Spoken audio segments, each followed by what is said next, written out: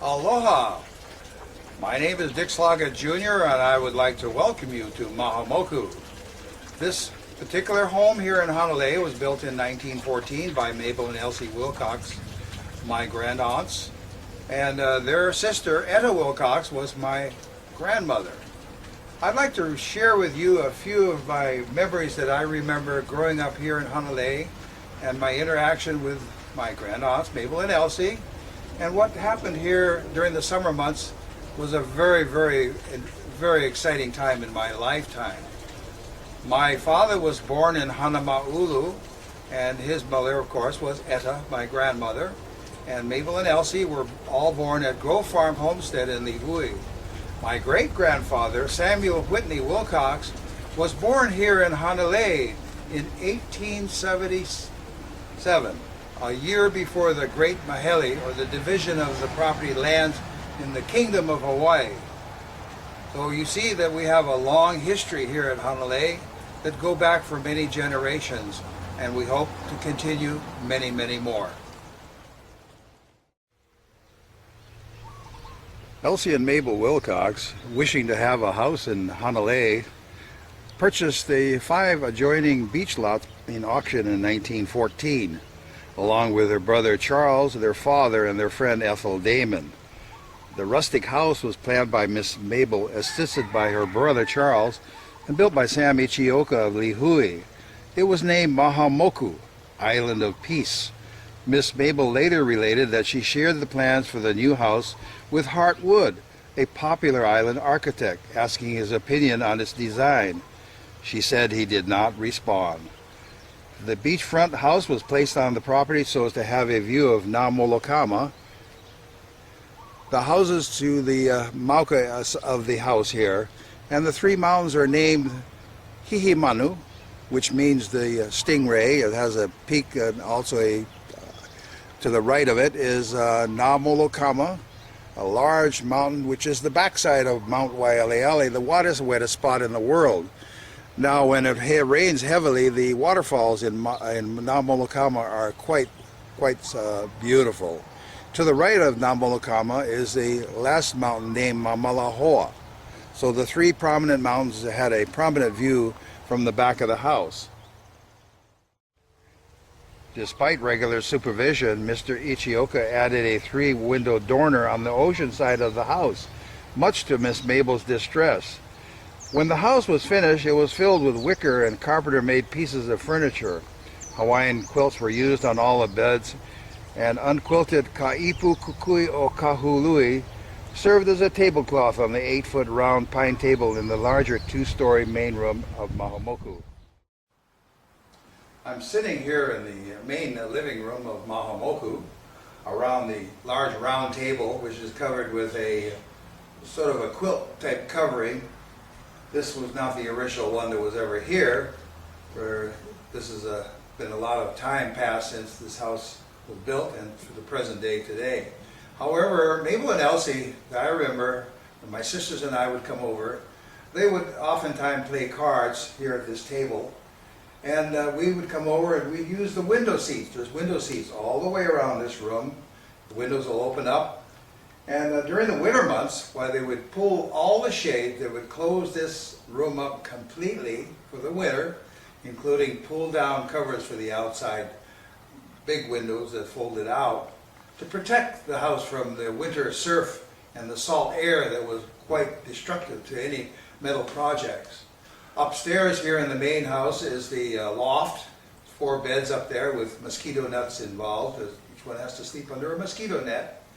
And then it opens up into the kitchen and the main sleeping area back here where usually Mabel Wilcox resided at night. And the one with the open ceiling next to the kitchen was probably used by Elsie. And they came out to Hanalei principally to check up on the Waiole Mission House, which is located just Mauka or above the road here, and they would come out here to check on what was going on there. And then we would come from next door, my parents' beach house next door. We'd come over and visit with the aunties, socialize with them on the front porch of the lanai, and also have a barbecue chicken in the area outside under the ironwood tree. And I can remember going into the kitchen to get my cookie. As a youngster, every time Mabel and Elsie, my grandaunts, would come to Hanalei, the first thing I do is run over here and says, can I change the sand in the Chinese village? And of course the answer was always yes. So what I would do, I would take the objects out of the sandcastle here, take everything, I go down to the beach and find the cleanest sand I could to lay down a bed of sand. And then I would bring it all back and set it on the table here, and I'd spend hours placing the various figures as they were in making the changes the way I thought it would be. And because I love fish and fishing, I would concentrate on the boats and the fish and the moat, the most important part of the puzzle that I think I've worked on. My sister Nancy occasionally would do it, but as far as I can remember, it was always my little Chinese village that I used to play with. Here we are sitting in the kitchen at Mahamoku, and I remember coming in here for cookies and milk. This was the favorite spot for mine. But I remember so well that when Mabel and Elsie, you'd come in the 1930s when I was able to recognize things, there was a kerosene stove in the kitchen here that they used to cook on. And once you smell a kerosene stove lit, you'll never forget that smell that permeates during the stove's fire up. They did have a refrigerator in here, and I vaguely remember that they originally had an ice box out here where they'd have to bring blocks of ice out from Lihui to put in the ice box before they had electric refrigerators. But the house was exactly the way I imagine it today. It was like that back in the 1930s, 40s, and 50s. For Aunt Mabel and Aunt Elsie never remodeled this house and never made any changes. The original safes are still in here for non-perishable items. And even the panes of glass that you look on this house, some of them were all hand-blown. You can see the imperfections in the glass windows as the hand-blown glass was put in. Now in the fall or end of summer, the house was completely closed up with sliding windows in the front to protect the glass, for it got rather windy and stormy in the winter months here in Hanalei. And we never came out here in the winter months. Hanalei was strictly a summer vacation area for the plantation families, and also the families that would come out here during the summer would not come out during the winter. It was too rough, the roads were too rickety and long, so we stayed in Wailua or Lihui or Kikaha, and we enjoyed Hanalei very much in the June, July, and August. Here is one of the old safes. Now, all of the beach homes and some of the older plantation homes at Lihui all had these safes that had a screen on it. They were screened, and they were to protect non-perishable items, such as crackers and things like that, or dry products. Now, to keep the ants out of this particular piece of furniture, what they did in those days, they put a dish under each one of these legs and filled it with water.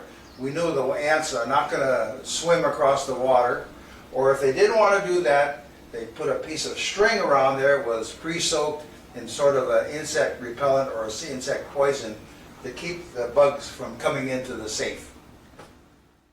I'm standing in the pantry, which comes from the living room into the kitchen, and in the pantry are the dishes that Mabel and Elsie and the family would use when they were staying here. The plates, saucers and cups and glasses, wine glasses and other glasses are here on the right, and the platters are on the wall here on different shelving, and other cocktail glasses were usually here on a buffet table along with coffee cups and other dishes that the family use. Many of these dishes have an oriental motif. In fact, there are a lot of oriental figurines still throughout this house. And I can remember times coming out here and having a Chinese food with Aunt Mabel and Aunt Elsie. And it was, of course, cooked elsewhere but brought over here to be served to the family. This is the master bedroom. This is the bedroom that either my grandaunt Mabel Wilcox or her sister Elsie Wilcox would usually sleep in this room. I didn't come over here at nighttime, so I really can't vouch for that, but I know they did use this room and also the one right off the kitchen. Now, this has a mosquito net. It has 4 posts on it, and it also has an electric light behind you. And this is old wiring because the house was built in 1914. And there's usually a quilt on the bed here. You have a wonderful view through the 2 windows looking out towards the yard. Or if you'd like to open the one on the lanai, you also have a view of the ocean. And a very, very pleasant room to sleep in. This one had a ceiling on it, where the one off the kitchen had no ceiling on it, so it was a little bit noisier. If people were in the kitchen muscling around early in the morning, the noise would carry over the top of the room, and it would be quite noisy in those days. And I can remember after my mother passed away in 1968, and we'd come out here, and my sister Sally would be in that room, and I'd be making coffee at 5 o'clock. She'd always tell me to quiet down. I was too noisy and waking up everybody. And then I'd usually disappear. We're standing in the second bedroom now, looking at the bed made up as for the evening. Now the mosquito net has been drawn, and usually was put down at least an hour before who was sleeping here would retire. That would make sure there were no mosquitoes underneath the net. This particular room is the one without a ceiling on it, and it has 2 windows out here and green curtains, and I used to refer to this room as the green room because of the green curtains. But it was a little bit noisy if people were in the kitchen making noise early in the morning like I usually did. So I got yelled at a lot. We're looking at the bathroom in here. This house had only 1 bathroom in it.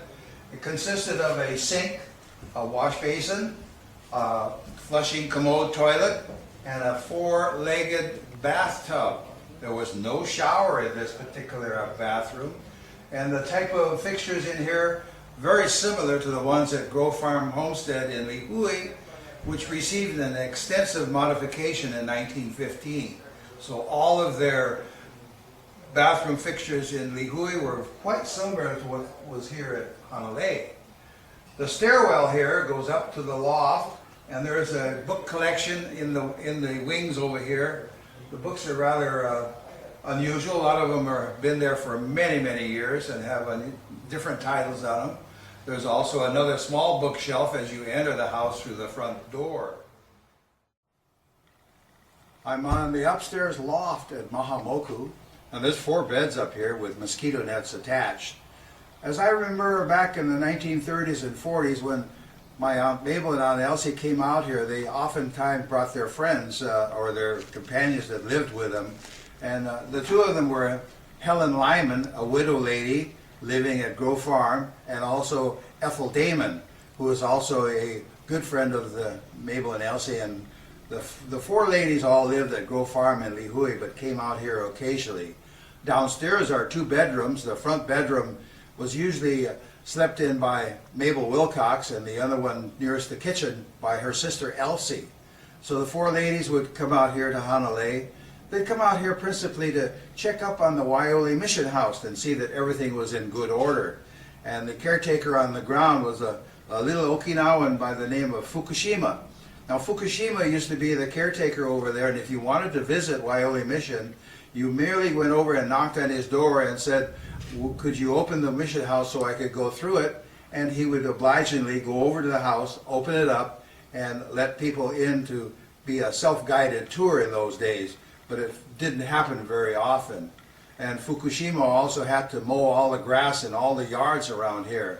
And he was a very busy fellow. So anyway, here in the house, as you can see, it has high ceilings, and it's very unusual in its design and construction. It survived 2 massive hurricanes. The first one in 1982 was Hurricane Eva. It did not do any structural damage that I know of to the house. Probably blew a few shingles off the roof. But the more destructive one in 1991 was Hurricane Iniki, where the house was quite extensively damaged and lifted off of its foundation. So the restoration took about a year, and they had to rejack and replumb the house and they did a lot of extensive repairs at that time. Today it's beautifully restored. It's as though nothing has ever happened here, and everything's in its proper place, as though Aunt Mabel and Aunt Elsie were alive today. They could walk through this door at any moment and everything would be in place as though they were just coming home. I'm up here standing on the walkway between the two verandas on either side of the second story. To my left is the 4 beds where the people will sleep under mosquito nets. And on the walkway are hats from the Orient and the Far East. And these are what the labor used to work when they toiled in the field. And they're up here as decorative purposes only. They were brought here, I don't know the story or history behind them, but they are here during my whole lifetime. They've always been here. We're now going to be looking to the west and the beach at Hanalei, and also the other valleys. We have Waiole, we have Waipa, and then we have Waikoko. Now these valleys were extensively planted in taro and rice when I was coming out here as a youngster. And during the war years, 1941 to 1945, when we came out here, there was barbed wire on all the beaches here on the island. So we children were very ingenious. We were able to poke a hole through the barbed wire so we could go swimming. We didn't think anything about it. But the island was under military rule during World War II. And of course I was too young to drive, but they tell me the speed limit for the whole island was 35 miles an hour by order of the commanding general. Martial law meant that we are under military rule and that civil rights have all been suspended for the duration. A very exciting time. But the beaches, of course, were just beautiful. We always enjoyed them. And playing in the taro patches was one of my favorite pastimes. Or up in the rice fields, which were Mauka of the house here, Mahamoku. And during August, when the rice was ripening, and as you came into Hanalei from the Black Bridge, all the way to the Waiole stream, all the way up to the mountain, was extensively planted in rice. The rice, of course, was harvested in September, but prior to that, in order to keep the sparrows and other birds that ate the kernels of rice, they had great lines of tin cans and scarecrows in the rice paddies, and they had a central tower where they could pull the string to, if the rice bird colony landed in one section of the rice paddy, they would ring the bell and scare the birds away. And they even had black powder shotguns to fire shots every once in a while, so you could hear them bang a lot of shots during the summertime, and you could hear the bells ringing. It was very, very interesting to watch. And then they would hand thrash the rice in September on great cement blocks, and they would harvest the rice. We had 3 rice mills that I remember. The one up the valley was the Haraguchi rice mill. The one at Qingyang Village Shopping Center was the Qingyang rice mill. And over here at Waiole Stream, they had another rice mill. So as youngsters, we used to play in the rice chaff, which was piled high, and you could slide down it like a toboggan in a snowfall. We had no snow, of course, so we had to make other alternatives to play. So we used to play in the rice shells and watch them harvest the rice and spend most of our time at the beach. And now we'll go and look at what it looks like today with the surf is up, where it's in October 1st, and the winter surf is just beginning to come in. We're now looking at Waipa, Waikoko. Waikoko was a ahapua'a of about 400 acres. It was owned by the Wilcox family, and Mabel and Elsie Wilcox gifted it to their nephew Sam Wilcox in the early 40s. And now the Sam Wilcox family owns that portion of land, and they are utilizing to their best use. I'm standing on the other porch of Mahamoku, but I'd like to talk to you for a minute about the flora and fauna of Kauai. For when the missionaries came here, there was very little growing here at Hanalei. in the 1830s. A lot of these plants were brought in from other parts of the world. Directly behind me is a native Hawaiian plant called the lauhala tree, or hala, or pandanus, or screw pine. All those names are apropos for this particular tree. Now this is what the native Hawaiians would use the leaf of this tree to weave lauhala mats and lauhala baskets and other things that they would use for their daily use in their lifetime. The ironwood tree was brought from Australia in the 1880s, and the ironwood tree was brought here because it tolerates the salt very well, and it was brought here for reforestation and erosion control. However, it's escaped, and now it's probably out of control in a lot of places, but it's an excellent firewood. And if you drive around Kauai today, 90% of what you see is not native to the island, brought in from other parts of the world. Now, Kauai being the garden island, which means that all you do is throw a seed on the ground, it'll grow. So we have a lot of non-native species here that are really aggressive or not good for the particular land that they're growing on, and they're hard to control. We call them invasive species, and some are quite good, of course. They're either ornamental and can be controlled. So it's a constant problem of the different trees that are here and different plants, as is the native fauna. There are no snakes in Hawaii. In fact, our only native mammal in the Hawaiian Islands is the Hawaiian bat. The Hawaiian bat is our only native mammal. Everything else was brought here. But the Polynesians brought with them the pig, the chicken, the dog, and they also brought a stowaway called the iole. The iole is the rat. So they had a stowaway and brought the rats in. They also brought a lot of their plants from the South Pacific. They brought the tea plant. They brought the taro plant. They brought some of the other plants they use for making their medicine. They brought the ulu. They also brought the noni, which is their medicine plant.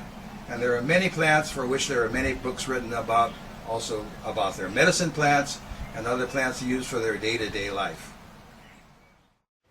I'm sitting on the lanai of Mahamoku, and we're looking off to the west. And the mountain range over there is Waikoko. And Waikoko is a subdivision, or actually a land division, called an ahupua, which is the land that runs from the ocean to the mountains. And it's a parcel of approximately 400 acres that belongs to the Sam Wilcox family. And they are in the taro business. They do agriculture over there and other activities. But Mabel and Elsie would sit out here in the evening and have their evening cocktails prior to having dinner. And it was a time for the family to gather and discuss things, and we small kids would come over here from next door when we were here in the summertime. And we'd love to talk to our grand aunts. Aunt Mabel, I remember very explicitly, she was always giggling and laughing, and she was a very, very fun person to be around. Aunt Elsie was a little more reserved, and she was more serious in her thoughts and talking to us, but we enjoyed coming over here and talking to our grand aunts. And my sisters Nancy and Sally and I would do this whenever the aunties were here. One of the first things we do when they drove in the yard was to run over here and get our share of maybe cookies. Off to my right here is the northeast end of the lanai, and looking out towards Hanalei Bay. It's rather overgrown right now, but we used to be able to see the Hanalei Pier from this particular spot, and we could also gaze at the beach. For the beach was more open in those days, and there was not that much growth here. The spider lily hedge has always been here to my remembrance, and we used to have a better view of the bay. There were usually no boats in the bay in those days. This was before World War II, and fiberglass had not been invented yet, so there were no fiberglass sailboats.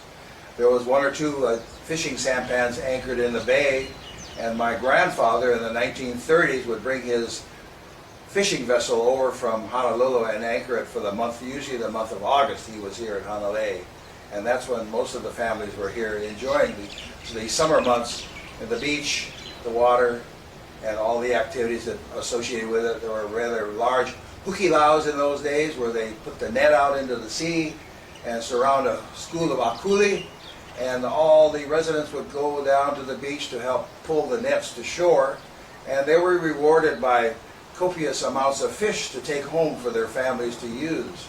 And I can remember coming home at the age of 9 or 10 with akuli stuffed into my bathing suit. That was the only thing I wore in those days was a bathing suit, and bringing them home, and my mother telling me not to bring them in the house.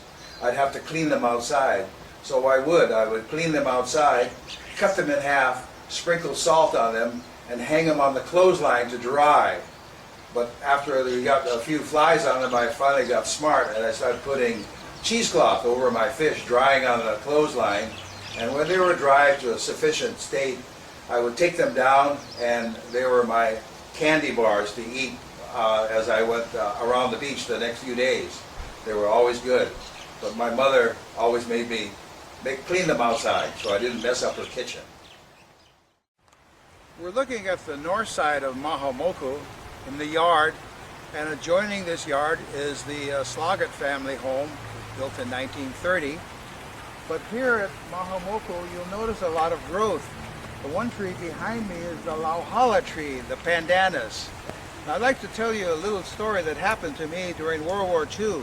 In 1942, this was shortly after Pearl Harbor, the first military that came to Kauai were Army National Guardsmen from Brooklyn, New York.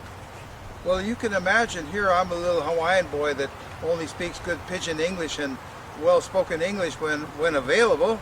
And these GIs would tease me because I was a towhead blonde, and they would say, "Hey, Whitey, what's this and what's that? And by the way, Whitey, where can I get a pineapple?" I said, "Well, it's quite simple. You drive around, you see these large trees with the green leaves on them, and if you look up there, you'll see these pineapples growing up there, and the ones that look a lot of orange, they're probably ready to be picked." Well, I had the last chuckle because I was trying to direct them to a lauhala tree. So they saw me a few days later, and they were mad as get out, because they knew that by then they tried to collect one of these pineapples out of the tree and found out very quickly that the tree doesn't produce pineapples. So I got my revenge. Here we have an example of the ripe pineapple. Telling you, those GIs, they had a hard time trying to get this one out of the tree. We're here in the front yard of my grandfather's beach house. Now, it didn't look like this when it was originally built. For in 1930, my grandfather and grandmother, they were intending to retire here on Kauai at Hanalei. So they built this house in 1930. And in the summer of 1930, it was completed by Kauai builders. However, the house was never intended as the permanent residence after my grandmother passed away in 1933. But the house itself, the downstairs, which is all enclosed right now, was wide open. It was a wide open lanai. Upstairs, the two windows that you're looking at, that was my bedroom. And the windows are still in the same position where my bedroom was. Off to the left is a veranda that was added on in the 1990s. That never was there. And the kitchen had big picture windows in it, and the house did not come out past the door there, for that was all open area. Today it's been remodeled. Now, my mother passed away in 1968, but prior to that, when we were small kids, we used to come out here in the 1930s, the 1940s during the war years, and then in the 1950s, after I got married and had children of my own, I would bring them out here. When I was living in Hilo, I'd come out for the summer. When I was living on Maui, I was working for Hawaiian Airlines, I'd come out here in the summer. And my children got to enjoy Hanalei. I think Sherry, my daughter, was about 12 or 13 years old, so she had many years of experiences down here. Playing on the beach, swimming, surfing, water skiing. We did all the fun things that kids do in those days.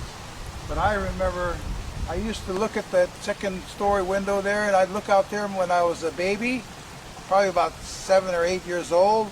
I had to take a nap. But my grandfather would come in from fishing around 1 o'clock, and I'd be looking for his big boat. I couldn't sleep. So I'd look out the window, and I saw his boat coming around the corner of the bay. I would run downstairs and tell my mother, I have to go down and see what my grandfather caught. So she would take me in her banana wagon, that's what we called her station wagon in those days, down to the pier, and I have many pictures of me standing at the end of the pier in my pajamas, holding up a mahi-mahi or a small tuna when I was 7 and 8 years old. So I really enjoyed coming to Hanalei. The beach was a great place to be.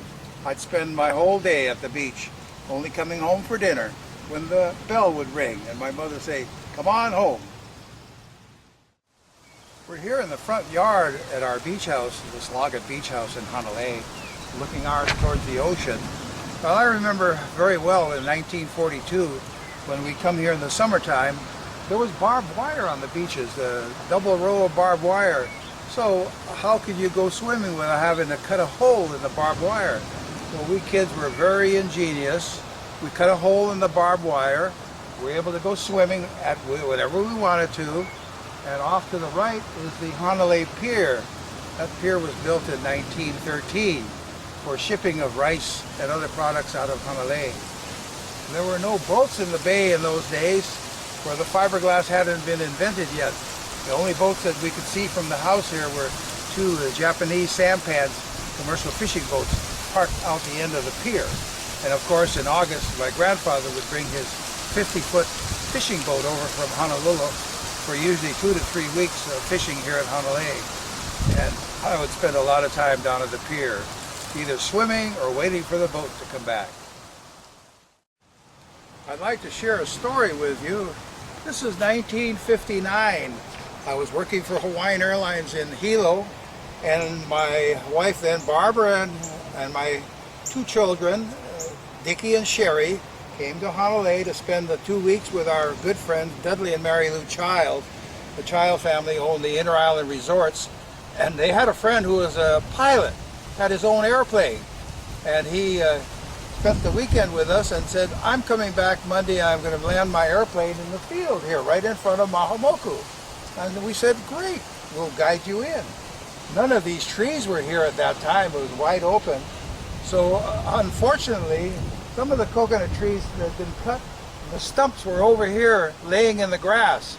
So when he came in, his approach came in from the north to land, he came in a little too low, and his front nose wheel hit one of the coconut stumps, breaking it off, and he went upside down and slid for 100 yards down the middle of the grassy area there.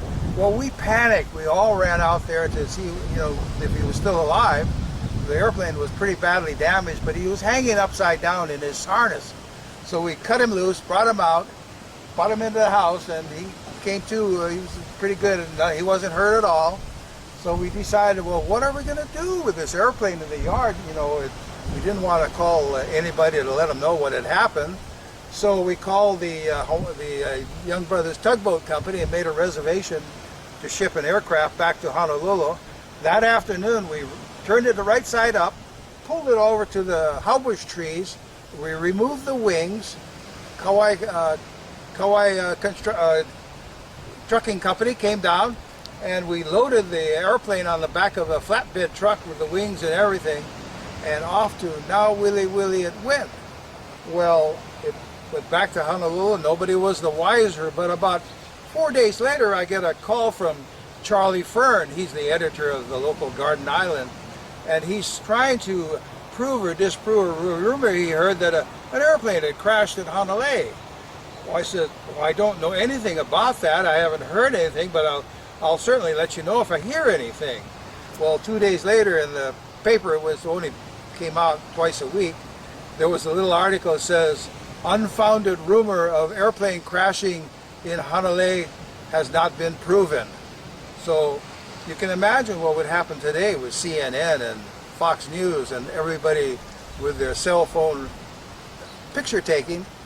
You wouldn't be able to do that today. Nobody ever heard a word about it. Thank you for visiting with me today here at Mahamoku, my grand aunt's beach house. and sharing my stories and listening to my tales of my experiences growing up. So as we leave today, we'll have to close up everything, and the first thing we do is we pull down this rather large window cover to protect the inside of the house from the winter surf and the ehukai, or the sea spray that comes rolling in. Thank you for joining me, and I hope to see you again real soon.